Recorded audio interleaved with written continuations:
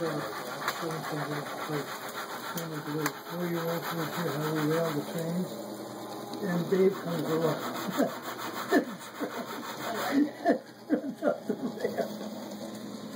He wasn't watching, and I wasn't watching. Curious again. Did you do that for you? That's Dave's second hobby. Well, he likes to pull around. Oh, I see now, yeah. You know, I know. Look at the blue train board. Look at this. The blue train. We've done that. That's the re-railer, but the blue train. I purposely drove a train off one of those things once to stop it. You get Larry's butt in there.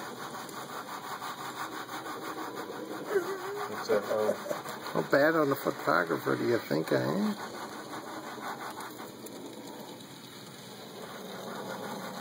It's pretty bright. Screen anyway. Yeah, it is.